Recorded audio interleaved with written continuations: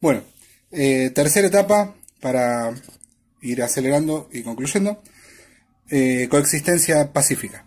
La coexistencia pacífica es la etapa más extensa de la Guerra Fría. Paradójicamente se llama coexistencia pacífica, pero tiene muchos conflictos. Hay una cantidad importante de conflictos y de situaciones que van a llevar a un escenario de tensión, pero hay cambios que ameritan el nombre en algún punto también. Por ejemplo, para 1953, que comienza la etapa y que dura hasta finales de la década del 70, va a haber un cambio de liderazgo importante en las dos potencias. En el caso de Estados Unidos asume la presidencia Eisenhower y en el caso de la Unión Soviética muere Stalin. La muerte de Stalin lleva al poder a Nikita Khrushchev. Estos dos cambios de líderes va a provocar un acercamiento entre las dos potencias al punto que Khrushchev va a visitar incluso Estados Unidos. Se va a instalar el famoso teléfono rojo que va a comunicar Washington con Moscú, con la intención de una línea directa entre las dos potencias frente a un escenario conflictivo y de tensión máxima.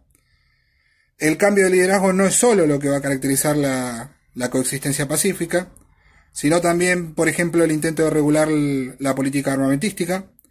Van a aparecer foros internacionales que van a plantear el escenario de desarme, o al menos de regulación de armamento nuclear, y de freno en algún punto a la carrera armamentística también.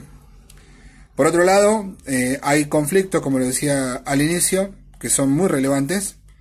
Por ejemplo, el hecho de que ocurre la guerra de Vietnam, la revolución cubana en el continente americano. Eso va a marcar un poco la etapa. Cuba, al generar una revolución y un acercamiento con la Unión Soviética, va a traer conflicto con los Estados Unidos.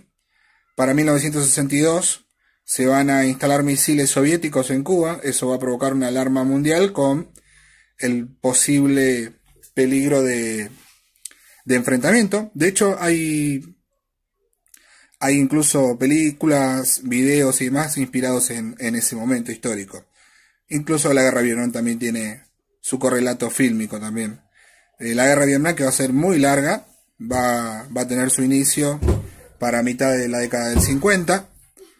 En ese momento, en el 54 precisamente, se independiza de Francia, queda dividido en dos. Una parte comunista, otra parte con influencia capitalista, norte y sur respectivamente, y en el sur surge una guerrilla que intenta unificar Vietnam bajo un sistema socialista, ¿no?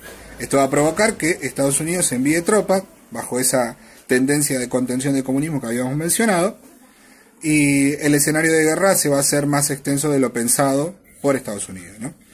Estados Unidos va a terminar esa guerra sin haber obtenido la victoria y con un panorama de debilidad importante, lo que va a provocar justamente que la Unión Soviética intente posicionarse hegemónicamente en el escenario internacional y militar en la década del 70.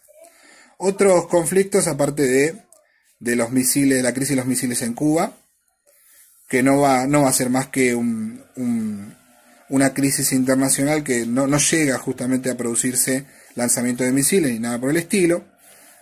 Va a provocar el bloqueo de Cuba, eso sí, pero los barcos y armamentos soviéticos van a ser retirados de la isla, ¿no?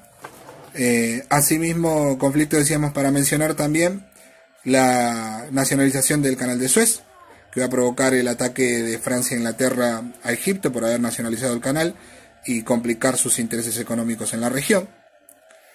Por otro lado, otro conflicto que va a ser interesante es la creación del Muro de Berlín en el 61.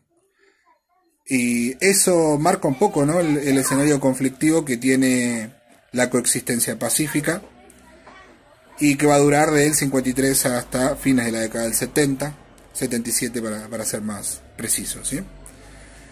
Finalizada la coexistencia pacífica, hay que mencionar el rebrote de la